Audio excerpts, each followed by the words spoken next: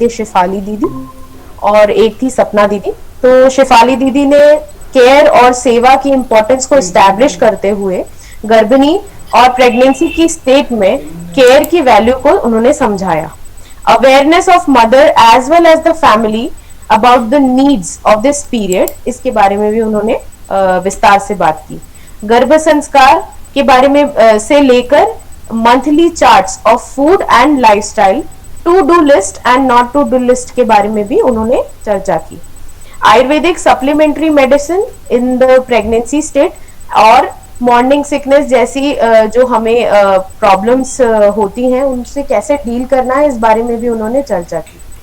और the mother की emotional state बच्चे पर किस तरीके से इम्प्रिंट होती है, ये बात करते हुए उन्होंने अपनी बात को विराम दिया। फिर हमारी अगली वक्ता थी सपना दीदी।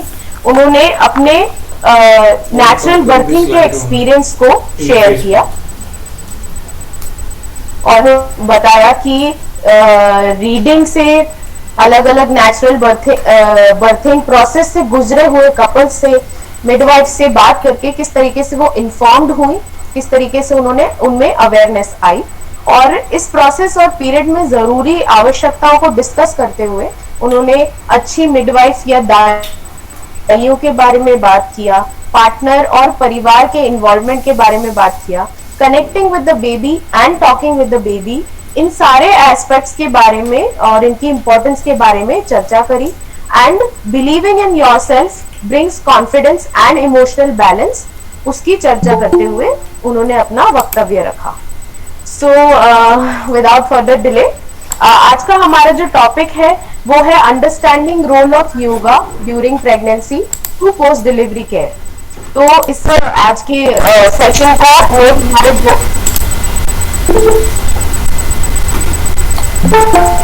आज के सेशन में हमारे दो वक्ता है। पहली वक्ता है दी, जो कि एक नॉलेजेबल वैद्य है, आयुर्वेदिक फिजिशियन है, नारी परीक्षण करके चिकित्सा करती हैं, पंचकर्मा स्पेशलिस्ट हैं, योगा भी एडवाइस करती हैं और प्राणिक हीलिंग भी प्रैक्टिस करती हैं।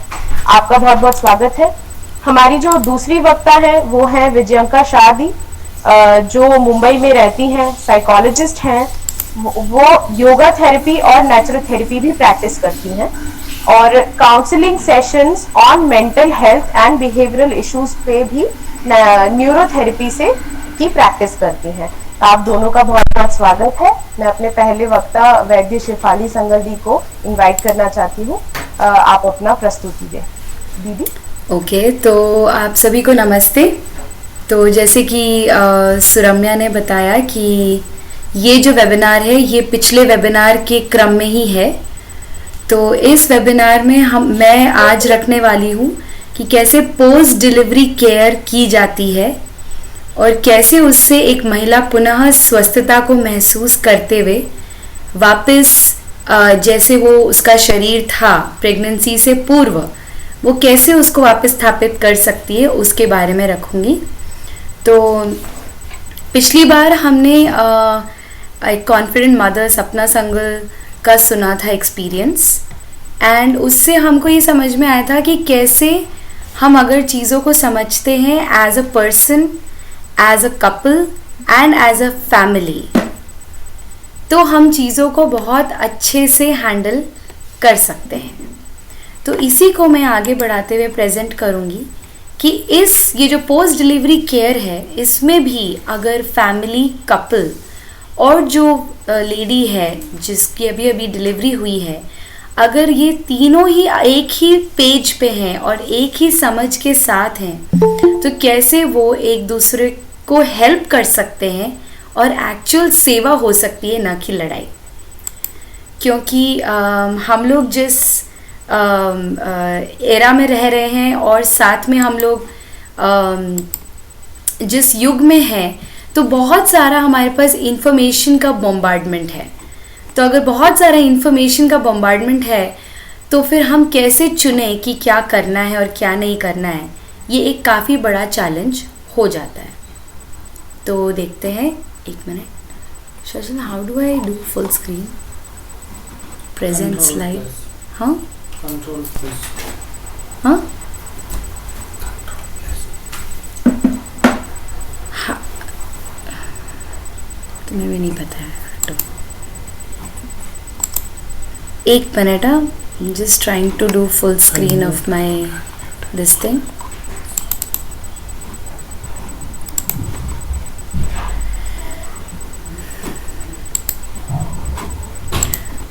Suramya, can you tell me how to do full screen of my slide? You can present.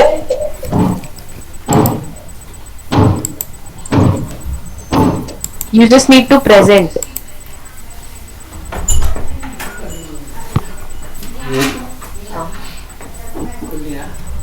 ऊपर प्रेजेंट लिखा है।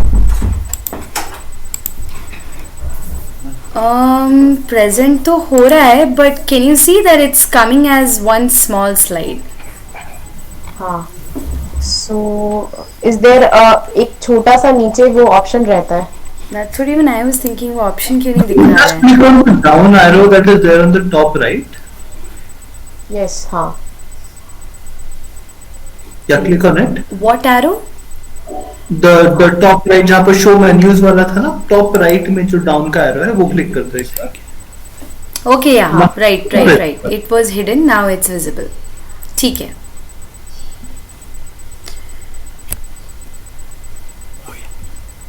ओके, तो इसलिए हम सभी लोग केयर करना चाहते हैं और फैमिली में ही केयर सबसे ज़्यादा नेचुरल है।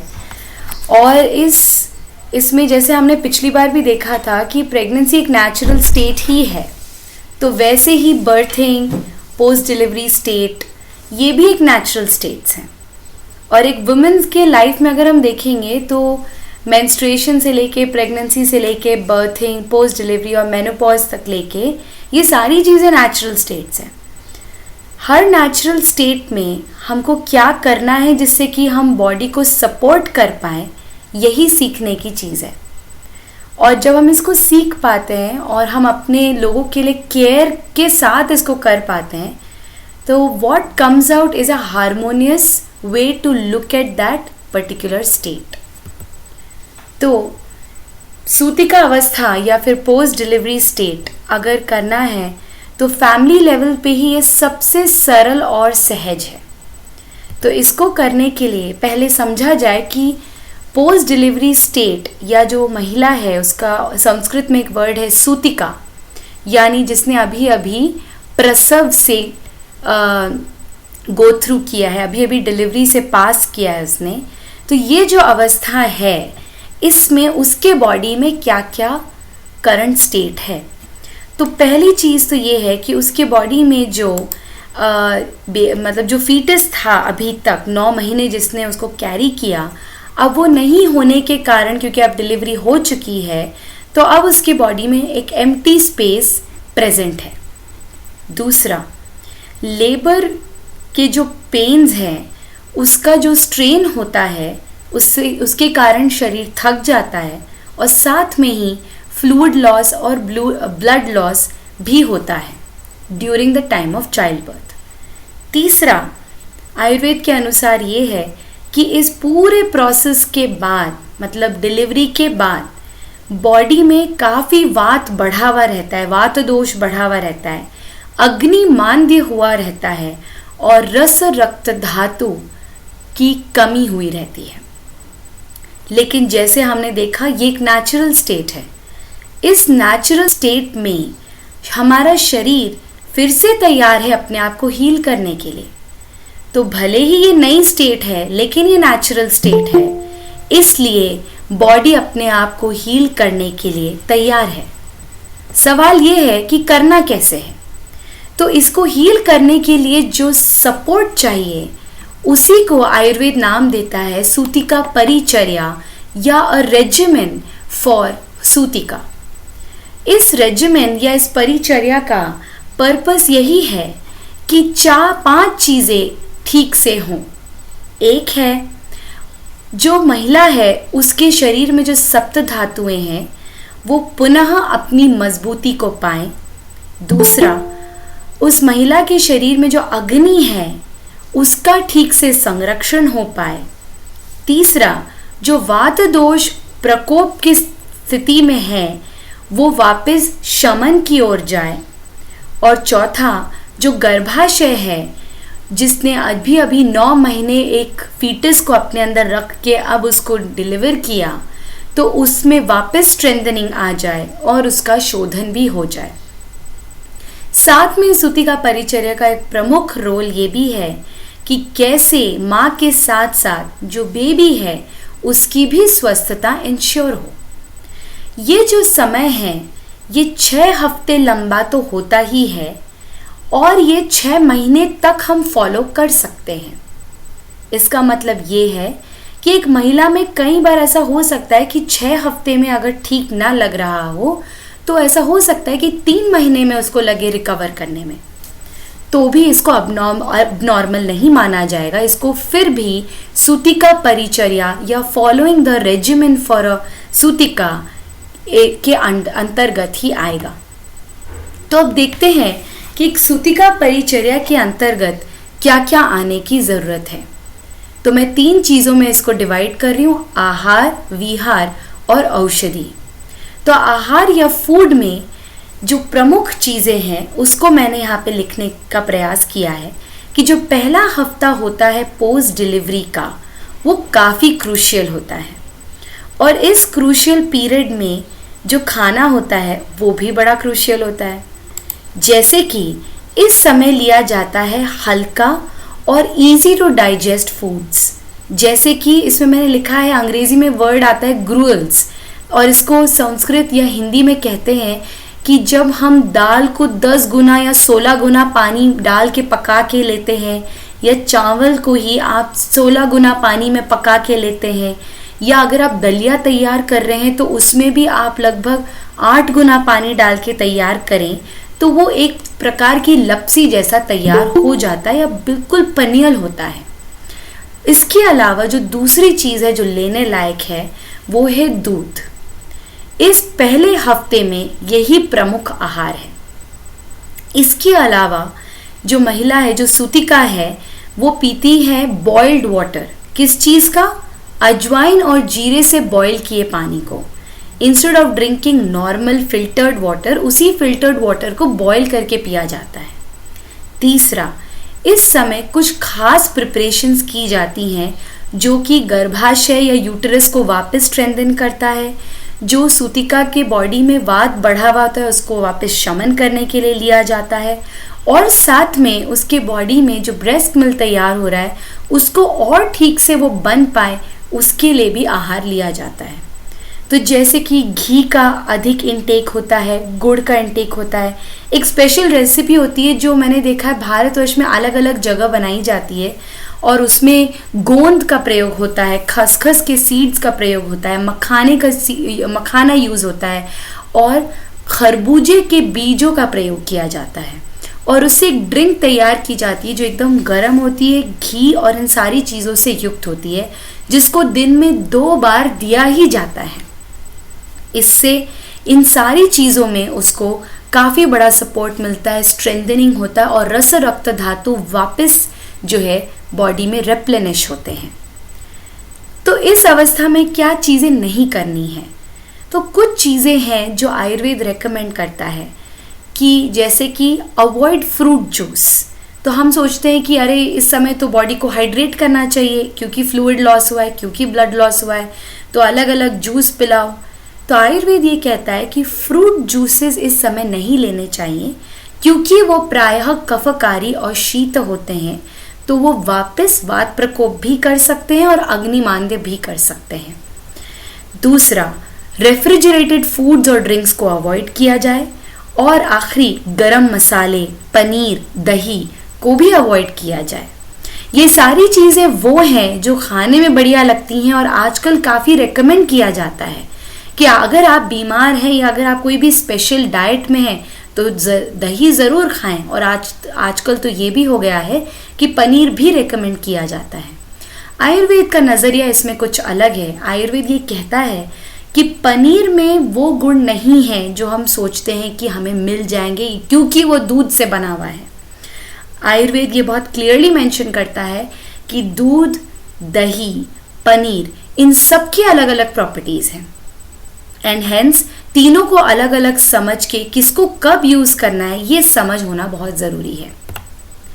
आगे जो दूसरा हफ्ता होता है, दूसरे हफ्ते से महिला को या सूतिका को नरिशिंग एंड हेवियर फूड्स दी जाती हैं, जिसमें एग्जाम्पल के रूप में मैंने लिखा है खिचड़ी, दलिया, लपसी, और वो आप अलग अलग ग्रेन्स को यूज करके बना सकते हैं।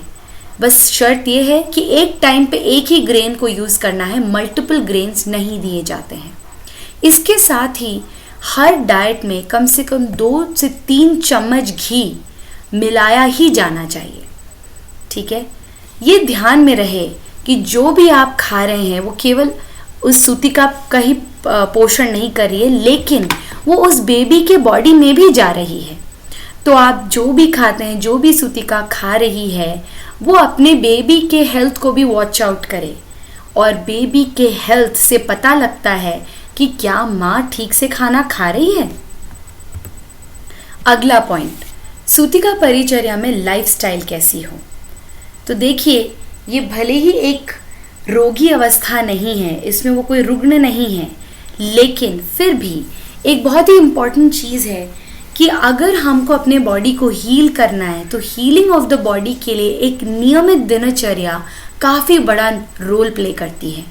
हमारा जो पूरा बॉडी क्लॉक है वो सनराइज और सनसेट से जुड़ा है, और हम कब उठते बैठते और जो भी हम करते हैं उससे ही हमारे अंदर त्रिदोष गवर्न है, और उसी से हमारे हार्मोन्स और एंजाइम्स गवर्न है।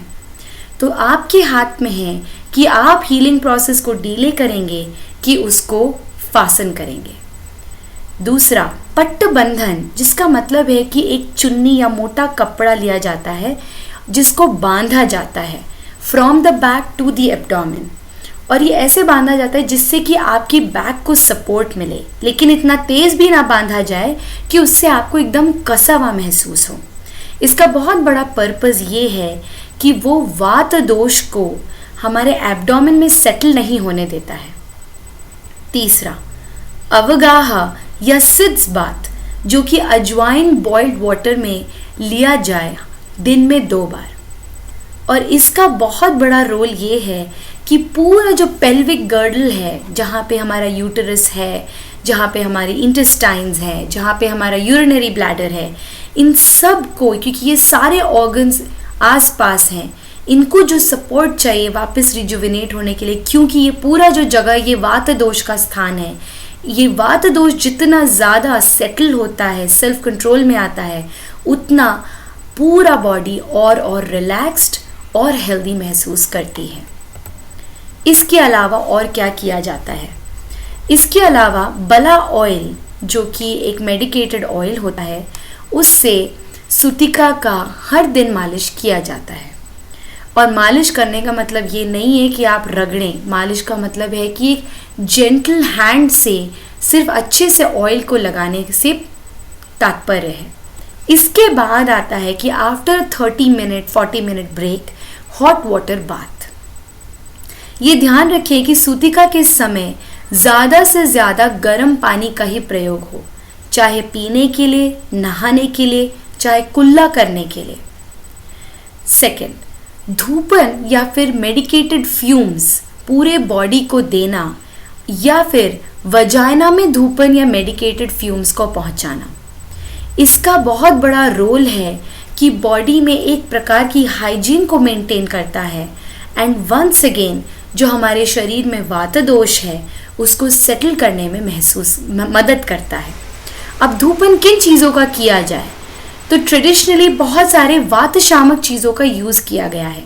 इसमें एग्जाम्पल अजवाइन है, इसमें गुग्गुलू यूज़ किया जाता है, कपूर यूज़ किया जाता है, निर्गुंडी के पत्ते यूज़ किए जाते हैं। तो जो आपके यहाँ लोकली वात शामक पत्तियाँ हैं उनका आप प्रयोग कर सकते हैं। फिर इस समय, क्योंकि अभी तक हमारी स्किन बहुत स्ट्रेच हुई हुई थी, क्योंकि 9 महीने उसने एक फीटस को कैरी किया, तो हमारे पेल्विक एरिया में, हमारे एब्डोमेन में, थाइज में स्ट्रेच मार्क्स डेवलप होते हैं। इसको वापस रिकवर करने के लिए शतधौत घृतम, नाम का एक घी होता है जिसको 100 बार फेंटा जाता है। इस घी से पूरे एब्डोमेन में मसाज कर सकते हैं, या फिर you can use it like a cream also. इससे धीरे धीरे धीरे over a period of 3 months 2 months या 6 months स्ट्रेच मार्क्स धीरे धीरे डिसअपियर होने लगते हैं। क्या चीज़ें इस समय अवॉइड करनी है? तो ठीक है, अगर आप डिलीवरी आपकी मई के महीने में हुई है तो बात तो सही है कि गर्मी तो लगेगी, लेकिन उस समय भी कितना हम कोल्ड ब्रीज और एयर कंडीशनर का यूज़ करेंगे वो हमारे डिस्क्रिशन पर डिपेंडेंट है। तो डायरेक्ट फैन के अंदर या डायरेक्ट एयर एसी के अंदर रहना ठीक नहीं होता है। क्यों? क्योंकि वंस अगेन उससे वात प्रकोप होता है। एंड मोस्ट इम्पॉर्टेंटली इस समय आपके बेबी को भी आपका पूरा समय चाहिए, उसको पूरा नरिशमेंट चाहिए और आपके बॉडी को रेस्ट चाहिए। इसलिए इस समय कंसीव करना उचित नहीं है। इसके साथ जो अगला पॉइंट आता है वो है कि सपोर्टिव औषधियाँ या मेडिसिन्स क्या क्या ली जा सकती हैं। तो आयुर्वेद ने इसमें बहुत डीपली इसको वर्कआउट किया है कि क्या चीज़ें हैं जो अपने डाइट में ले और क्या चीज़ें हैं जिसको अगर वो लेती है तो उसका पूरा बॉडी या पूरा सिस्टम बैक टू नॉर्मल होता है। तो इसमें one of the main things is दशमूल का काढ़ा, जिसको लिया जाता है दिन में 2 बार, या दशमूला रिष्ट based on which season you are having सूतिका परिचर्या। सेकंड, सौभाग्य शुंठी पाक, जो कि एक अमृत के रूप में होता है फॉर पोस्ट डिलीवरी केयर। क्यों? क्योंकि इसमें मेन इंग्रेडिएंट है शुंठी या सौंठ जिसको हम कहते हैं, और सौंठ जो है एक सूतिका को या पोस्ट डिलीवरी केयर में one of the most important ingredients है। इसको आहार पकाते समय डाल सकते हैं। इसको आप जो है as a medicine in the form of Saubhagya Shunthi पाक भी लिया जाता है। थर्ड इज सोक्ड मेथी थी सीड्स। फोर्थ इज जीरा, शुंठी और अजवाइन। ये 3 ही मसाले ऐसे हैं या औषधियाँ हैं जिनको आप आहार पकाने में प्रयोग करें। अन्य जितने भी गरम मसाले के नाम हैं, चाहे उसमें दालचीनी हो, बड़ी इलायची हो, या फिर उसमें जायफल हो, जावित्री हो, इनका प्रयोग कृपया करके ना करें। फिर आता है शतावरी कल्प, जो कि काफ़ी लोगों ने इसके बारे में सुना ही है। ये एक ऐसी वनस्पति है जो कि प्रॉपर ब्रेस्ट मिल्क फॉर्मेशन और उसके एक्सप्रेशन में मदद करती है। तो ये कुछ चीज़ों के बारे में बताते हुए मैं यहाँ पे एंड करूँगी कि ये जो पूरा प्रोसेस ऑफ केयर है, ये तभी संभव हो पाता है जब हम सभी एक पेज पे हैं, जब हम तीनों एक तरीके से सोच पाते हैं कि हाँ ऐसे केयर होने की ज़रूरत है। मान लीजिए मेरे अंदर फीलिंग्स तो बहुत सारी हैं केयर करने की, लेकिन मैं आपको पिलाना चाहती हूँ बहुत सारा अच्छा जूस। हो सकता है मैं आपको लौकी का जूस पिलाना चाहूँ right after your post delivery care, but क्या उससे केयर हो पाएगी? क्या उससे उसको स्वस्थता मिल पाएगी? तो ये बहुत ज़रूरी है कि अगर हम केयर करना चाहते हैं तो केयर कर पाने के लिए हम लोगों की अंडरस्टैंडिंग एक जैसी हो। इसी के साथ अब मैं इंट्रोड्यूस करूँगी विजयांका बहन को। आप जो हैं योगा इंस्ट्रक्टर हैं, थेरेपिस्ट हैं, साइकोलॉजिस्ट हैं, एजुकेशनिस्ट हैं, और आप अपना सेंटर खुद मुंबई में चलाते हैं। और आपने ऐसे बहुत सारी महिलाओं को हेल्प किया है जो कि प्रेगनेंसी से पहले ही आ जाती हैं और कैसे उनको योगा करना है वो भी सीखती हैं, और वो अकेले नहीं अपने हस्बैंड के साथ आती हैं। एंड कैसे प्रेगनेंसी से लेके पोस्ट डिलीवरी तक उनको कैसे कैसे अपने बॉडी को रेडी करना है, तैयार करना है, उसके लिए वो विजयांका जी के पास आती हैं। तो अब विजयांका जी अपना पूरा एक्सपीरियंस शेयर करेंगी और हमको बताएंगी कि कैसे from pregnancy and even before pregnancy, pre conception stage में योगा का क्या रोल है, प्रेगनेंसी के दौरान योगा का क्या रोल है, एंड पोस्ट डिलीवरी के बाद योगा का क्या रोल है। तो over to you Vijayanka, please share. Very much Shefali. आप सभी को बहुत ही गुड आफ्टरनून, वेलकम एवरीवन, नमस्कार। जैसे शेफाली जी ने बताया कि सभी का एक प्लेटफॉर्म यानी एक पेज पर होना ये बहुत ही आवश्यक है ताकि सभी का कनेक्शन अच्छा रहे, जुड़ाव अच्छा रहे, अंडरस्टैंडिंग अच्छी रहे। तो इसके लिए ही योग का जो महत्व है वो हम लोग समझेंगे कि योग ना कि सिर्फ फिजिकल क्षेत्र को अच्छा रखने के लिए, लेकिन हमारे मानसिक, सोशल स्ट्रक्चर और हमारा जो जुड़ाव है एक दूसरे के साथ, इसको भी अच्छी तरीके से हम जान पाए और जो आने वाली जो पीढ़ी है उनका चेतना का विकास हो, उसके लिए भी हम लोग काम कर रहे हैं। तो इसी के साथ मैं अपना आज का प्रेजेंटेशन, आज का जो है सेशन, ये मैं स्टार्ट करूंगी। एक शायरी है, जल को बांधा तो कासार माना लेक, तालाब जल को बांधा तो कासार बन गया, इस दिल को बांधा तो आधार बन गया। हर बंधन बुरा नहीं होता दोस्तों, इन मोतियों को बांधा तो हार बन गया। तो इसी के साथ हमारे जो आने वाले जो जनरेशन है उन सभी को हम एक तार से जुड़ पाए, उनके चेतना का विकास हो और उसके साथ साथ जो उनके पेरेंट्स हैं, मदर एंड फादर, उनका भी अच्छी तरीके से योग के क्षेत्र से चेतना का विकास हो। तो इस यात्रा को हम लोग देखेंगे। ओके, मैं स्क्रीन शेयरिंग कर रही हूँ।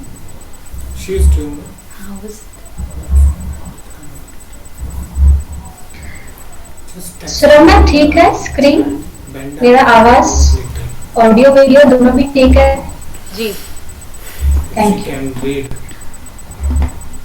थोड़े जनरल इंस्ट्रक्शन, म्यूट है स्क्रीन आपका ऑडियो, तो उसको सिर्फ आप एक ध्यान में रखिए। क्वेश्चन एंड आंसर का जो है सेशन वो हम लोग लास्ट में लेंगे। Screen is not visible. तो आज का जो प्रेजेंटेशन है इसमें हम लोग 3 बातों को देखने वाले हैं।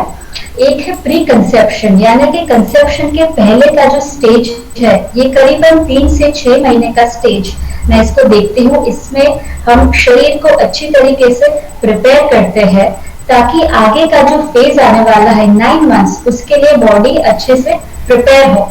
नेक्स्ट है प्रीनेटल, प्रीनेटल या फिर उसको एंटीनेटल भी कहते हैं। तो ये जो 9 मंथ्स का जो फेज है, इसमें बॉडी किन किन तरीके से चेंजेस में जाता है, मदर का जो बॉडी है, और उसमें योगा का क्या रोल है और हमें किस तरीके के योग के आसन जो है वो करने चाहिए और किस तरीके के अवॉइड करने चाहिए। और लास्ट जो है वो है पोस्ट नेटल योगा। तो इसमें लेबर के बाद का जो टाइम है, फिर उसमें बॉडी का हीलिंग फेज होता है। तो उसमें कितने टाइम के बाद हम योग की जो जर्नी है वो हम लोग स्टार्ट कर सकते हैं। तो हम लोग थोड़ा सा देखते हैं कि योग जो है ये यम, नियम, आसन, प्राणायाम, प्रत्याहार, धारणा, ध्यान, समाधि, ये सभी का अक्यूमुलेटेड ये योग का स्वरूप है। तो ये सभी चीजें हमें प्रेगनेंसी के दौरान काफी काम आती है।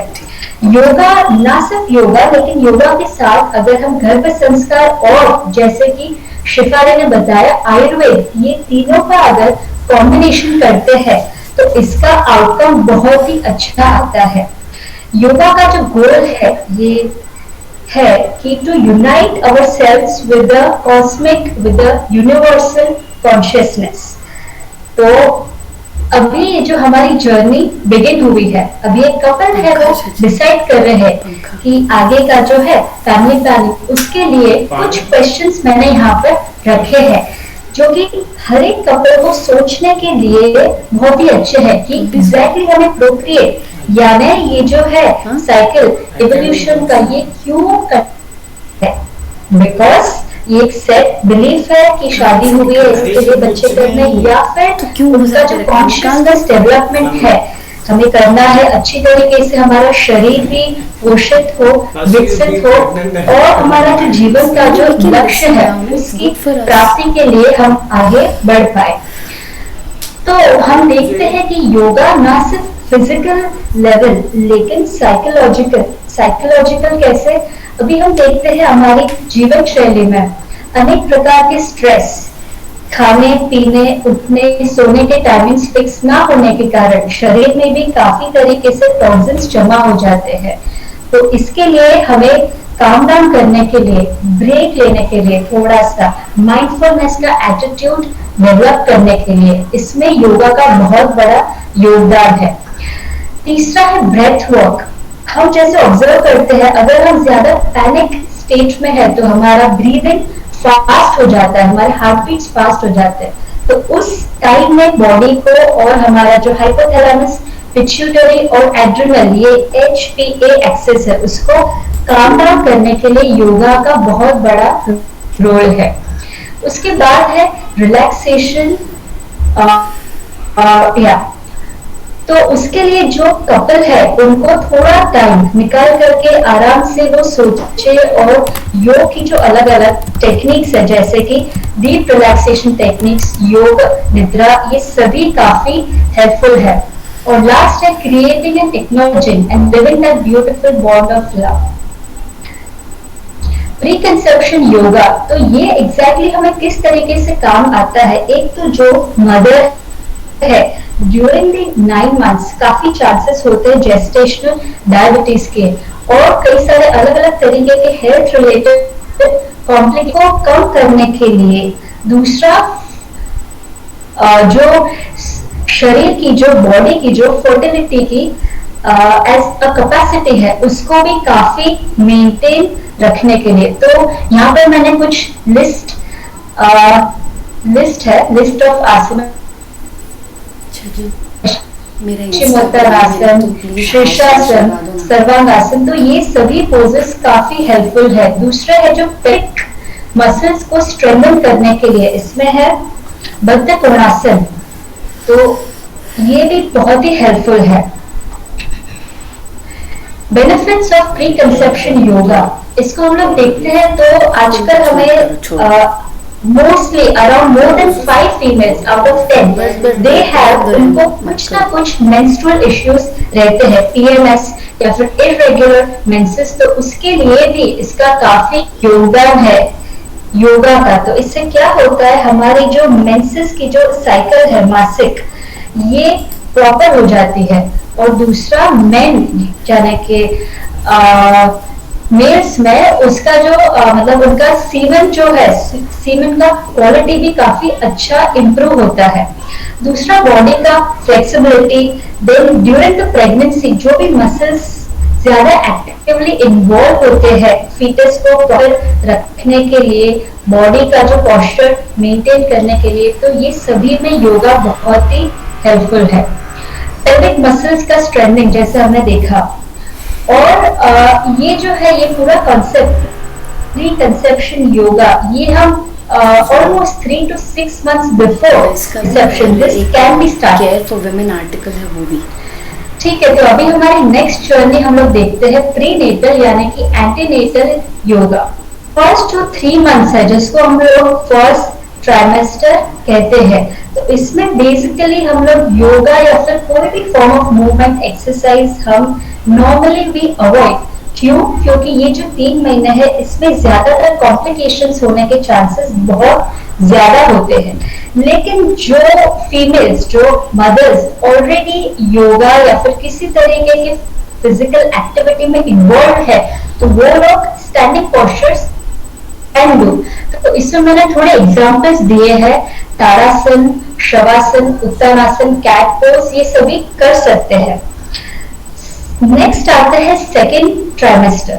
अभी इसमें जो है बॉडी का जो होल्डिंग कैपेसिटी यानी फीटस का साइज बढ़ता है, तो इसके साथ साथ जो भी मसल्स उसके लिए काम करते हैं उनको स्ट्रेंथ, उनको स्ट्रॉन्ग होना ये भी बहुत ही आवश्यक है।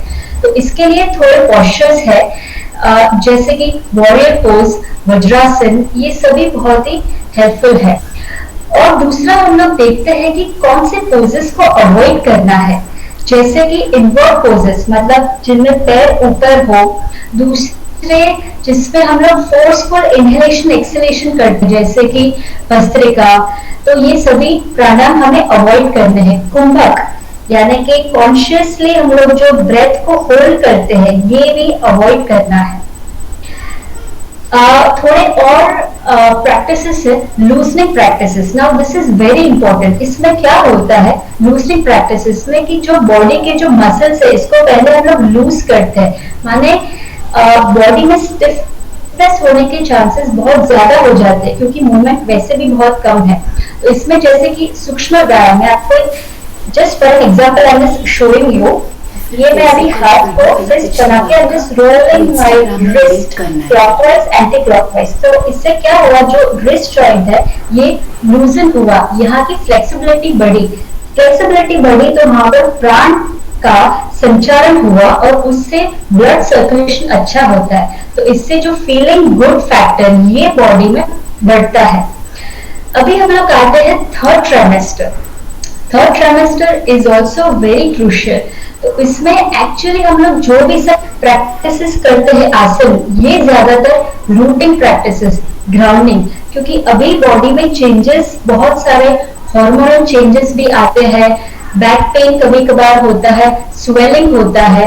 तो ये सभी को टैकल करने के लिए स्क्वाट्स, रूटिंग प्रैक्टिसेस, यानी कि फॉर एग्जांपल है वृक्षासन। तो इसमें क्या होता है कि हमारा जो पूरा बॉडी का सेल्फ का ग्राउंडिंग होता है, हम रूटेड मतलब हमारे बॉडी के साथ कनेक्टेड है। तो ये भाव के साथ अगर फीमेल है जो मदर है वो प्रैक्टिस करते हैं तो उनको बहुत ही फील गुड फैक्टर जो है, पॉजिटिव वाइब्रेशंस, ये भी बढ़ते हैं।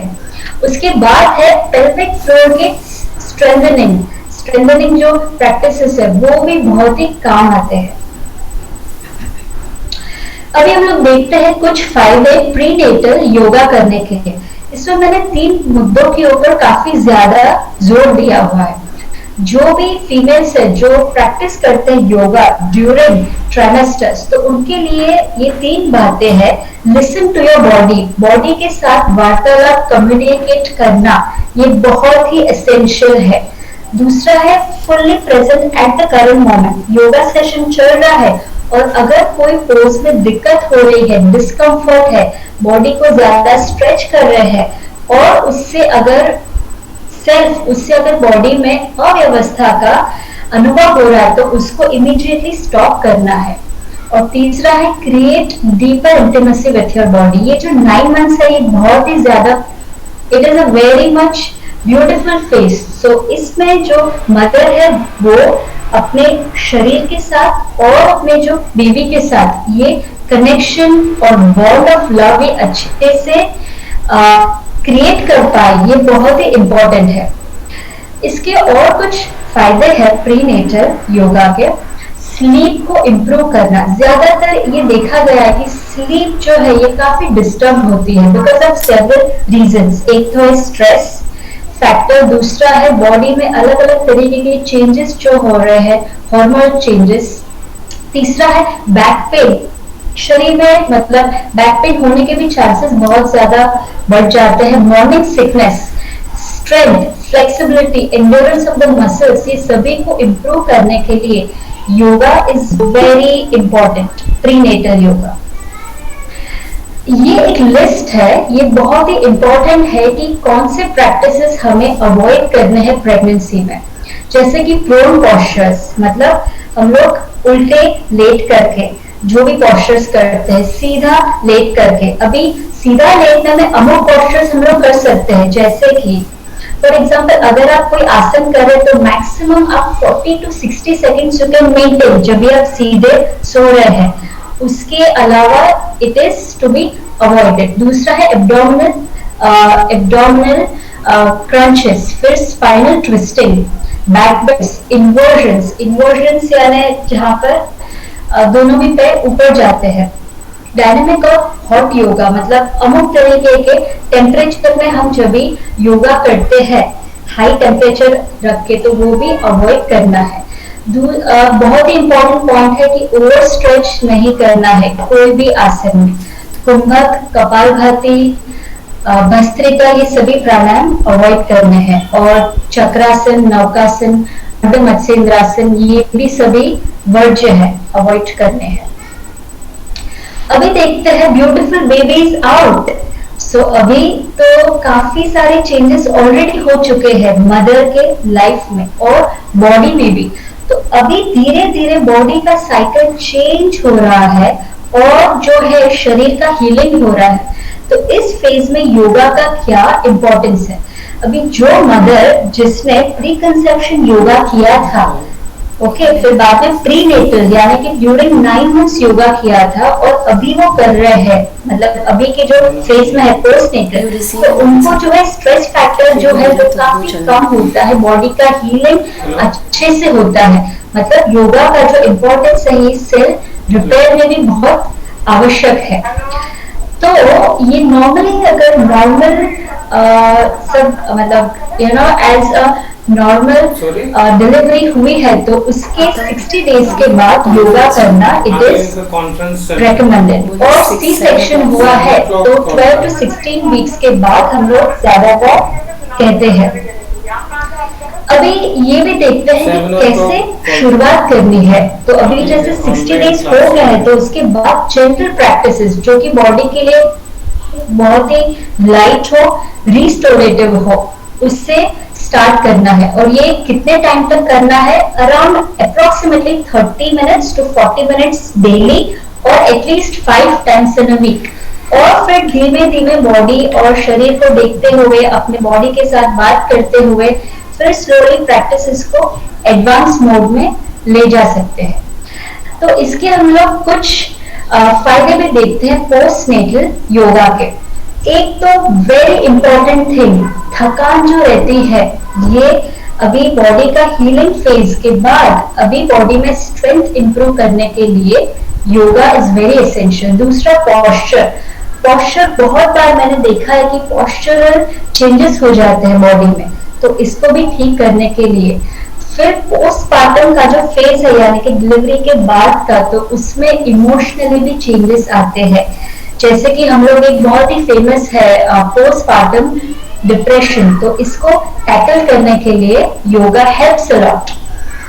उसके बाद वेरी इंपॉर्टेंट, नर्वस सिस्टम को स्ट्रेंथन करने के लिए हार्मोनल चेंजेस, फ्लक्चुएटिंग मूड्स, कभी कभार मूड्स बहुत ज्यादा चेंज हो जाते हैं, तो उसके लिए भी it is very much helpful.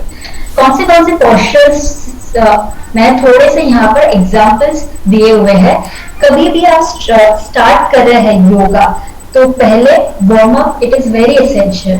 फिर उसके बाद stretching, stretching of major muscles यानी कि जो हमारे हैमस्ट्रिंग्स है, फिर हमारे quadriceps, front thigh muscles, back thigh muscles, फिर चेस्ट के मसल्स, स्पाइन के मसल्स, तो ये सभी को थोड़ा स्ट्रेचिंग कर लेना। बाद में चाइल्ड्स पोज, माउंटेन पोज, तो और है गौमुखासन, ये सभी बहुत ही अच्छे हैं।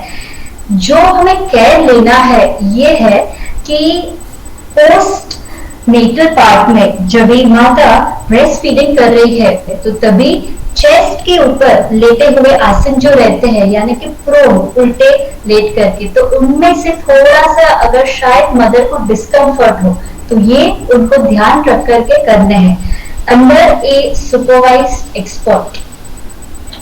तो ये हमने सभी देखा, ये प्री कंसेप्शन, ड्यूरिंग 9 मंथ्स और आफ्टर 9 मंथ्स की जो जर्नी है, तो इसमें योगा का क्या रोल है।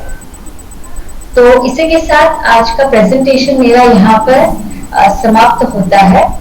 I would also like to announce जो नेक्स्ट सेशन है ये है building confidence in child birth. तो ये होने वाला है next Sunday 18th of October और उसका टाइमिंग रहेगा 4 to 5।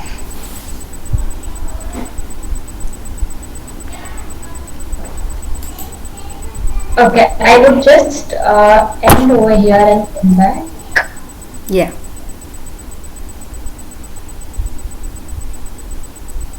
Okay, stop this. So thank you Vijayanka Didi and Shefali Di. It was a very very beautiful webinar we have done here. So आप लोगों ने जो बात किया उसका थोड़ा सा बहुत ब्रीफ रख देती हूँ मैं। तो सबसे पहले शेफाली दीदी ने शुरू किया और उन्होंने केयर इन फैमिली को फिर से जोड़ते हुए किस तरीके से पोस्ट डिलीवरी में केयर या सूतिका अवस्था में केयर में क्या क्या जरूरत है, बॉडी में क्या क्या चेंजेस आते हैं, ये समझना ये बहुत जरूरी है, ऐसा आपने बताया। जैसे कि शरीर में वात बढ़ता है, रस रक्त धातु की कमी हो जाती है, ये mother as well as family अगर समझती है तो बहुत अच्छा रहता है। इस अवस्था में सपोर्ट के लिए रेजिमेन या फिर परिचर्या की भी आपने बात की, जिसमें बच्चों के साथ साथ माता के स्वास्थ्य की भी संरक्षण भी किया जा सकता है। इस तरीके से आपने बात की। परिचर्या में आहार जैसे हल्का खाना खाना, बॉइल्ड वाटर विद अजवाइन एंड जीरा, घी, गुड़, इन सब के बारे में आपने बात किया। फिर नॉट टू डू लिस्ट में की भी आपने बात की, जैसे फ्रूट जूसेस हैं या रेफ्रिजरेटेड फूड है, मसाले हैं बहुत सारे, और इनसे होने वाले जो डिसएडवांटेजेस हैं, जो नुकसान है, उसके बारे में भी आपने बात की। फिर लाइफस्टाइल की बात की, विहार की बात की, जिसमें हमको रेगुलर रूटीन रखना चाहिए, पट्टबंधन की बात की, सिट्स बात की। फिर मसाज विद बला ऑयल की भी बात की। फिर शतधौत घृत का भी उपयोग बताया फॉर स्ट्रेच मार्क्स। इस तरीके से आपने विहार की बात की, लाइफस्टाइल की बात की कि क्या हमको करना चाहिए और क्या अवॉइड करना चाहिए। तो direct contact of cold bridge, ये हमें उस समय पर अगर गर्मी भी होती है तो भी अवॉइड करना चाहिए। फिर सपोर्टिव मेडिसिन की बात की, जैसे दशमूल क्वाथ है, सौभाग्य शुंठी पाक है, शतावरी कल्प है, जीरा, शुंठी और अजवाइन के महत्व की आपने यहाँ पे बात की। इस प्रकार अलग अलग एग्जाम्पल्स के साथ आफ्टर डिलीवरी और पोस्ट डिलीवरी में परिवार एक जैसी अंडरस्टैंडिंग होने से केयर कैसे करना है, उस पर आपने अपना वक्तव्य रखा। So thank you so much Shifali दी। फिर हमारी विजयंका दीदी ने जो रखा, तो उन्होंने रखा अपनी बात कि कैसे योग से हम एक तार से जुड़ सकते हैं, और इससे शुरुआत करते हुए उन्होंने अपनी बात करी।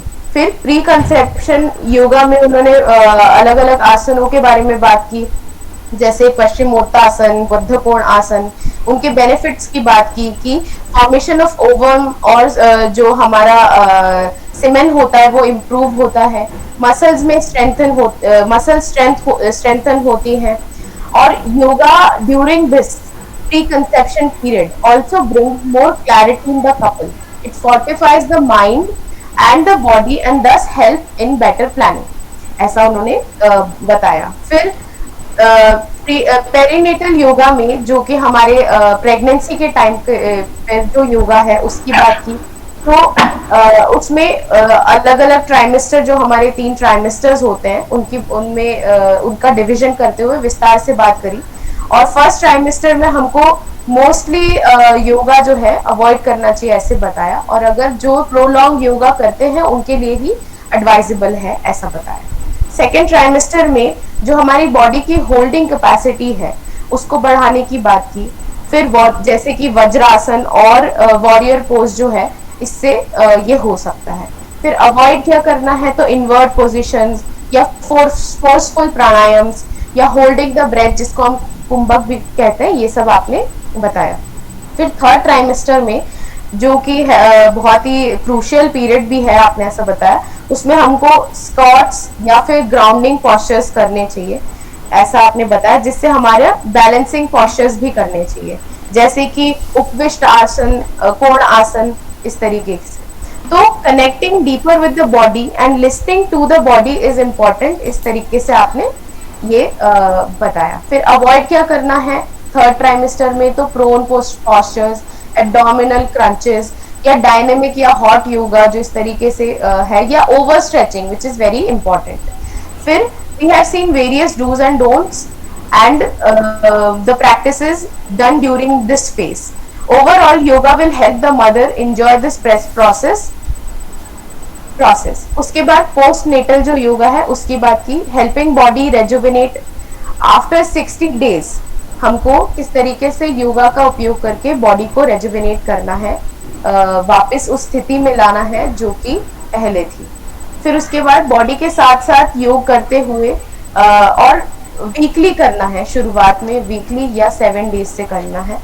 तो इम्प्रूवमेंट के लिए योग के उपयोग की बात की, और जैसे कि विपरीत कोणासन और गोमुखासन, इस तरीके से आपने अपनी बात रखी, और योग का इम्पोर्टेंस कितना होता है इस फेज में, इस तरीके से आपने अपनी बात रखी। Thank you very much Priyanka दी। तो आज का सेशन में अगर कुछ सवाल हो तो एनीवन हाँ। पूछ सकते हैं या फिर चैट बॉक्स में डाल सकते हैं before we close the session for today. जी सो हम लोग का नेक्स्ट सेशन अगले संडे फिर से होगा, जिसमें कि special understanding of child birth और चाइल्ड बर्थ से रिलेटेड चीज़ों को हम लोग डिस्कवर करेंगे। So that will be on Sunday 4 to 5 PM 18th of October. So if there are no questions, then we can end the session for today. So yeah, thank you so much everyone. Thank you Vijayanka, thank you so Thank much you, Suramya. everyone. I think someone has unmuted. Okay. So maybe some participant would like to ask some question. Mahesh Tanwarji. He's I think उन्होंने पहले से, हाँ पहले से ही उनका unmute है, कोई बात नहीं। हाँ सो ठीक है, thank you very much everyone, and आज के सेशन में जुड़ने के लिए, एंड नेक्स्ट सेशन में everybody is welcome. Yeah, thank you. Thank you. Thank you. नमस्कार। नमस्ते।